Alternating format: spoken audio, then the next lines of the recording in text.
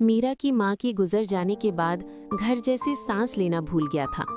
12 साल की मीरा बहुत चुपचाप रहने लगी थी, जैसे जरा सी आवाज भी उसकी टूटी हुई दुनिया को और तोड़ देगी। उसके पिता राजीव बाहर से मजबूत बनने की कोशिश करते थे, लेकिन अंदर का दुख उन्हें भावनाओं में अनाड़ी बना देता था। वे अपनी बेटी से बहुत प्यार करते थे, पर मां के बिना उस प्यार को जताने का तरीका नहीं जानते थे। सबसे मुश्किल सुबहें होती थी।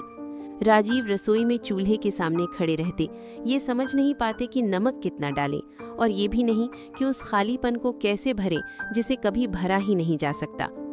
एक सुबह मीरा ने अपने पिता को खाने की मेज पर बैठे देखा। वे उसकी मां का पुराना दुपट्टा हाथ में पकड़े थे।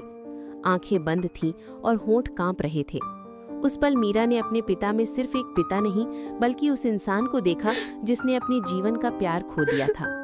मीरा ने कुछ नहीं कहा, वो बस धीरे से आगे बढ़ी और उन्हें गले लगा लिया। उस गले लगाने में वो सब था जो शब्द नहीं कह सकते थे।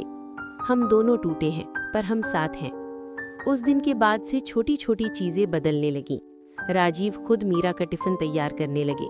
कभी खाना ज्यादा नमकीन हो जाता, कभी जल जाता, पर उसमें प्यार हमेशा होता।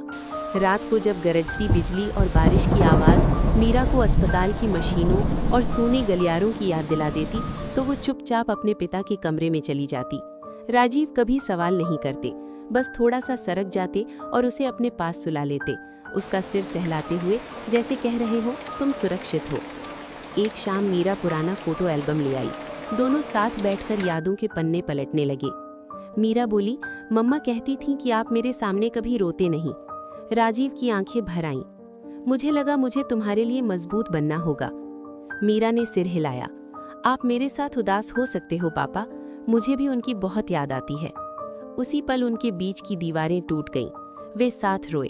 हफ्ते बीत गए, घर अब भी शांत था, पर खाली नहीं लगने लगा था। हंसी धीरे धीरे लौट आई। मीरा के जन्मदिन पर राजीव ने केक बनाने की कोशिश की कि मीरा ने उन्हें गले लगाकर कहा, सबसे अच्छा केक है क्योंकि आपने बनाया है। तभी राजीव को एहसास हुआ, वे माँ और पिता दोनों नहीं बन सकते, पर एक ऐसे पिता जरूर बन सकते हैं जो 2 गुना प्यार करे। जिस छत के नीचे कभी सिर्फ खोने की गूंज थी, वहीं अब एक नया रिश्ता बन रहा था, मजबूत, कोमल और अटूट।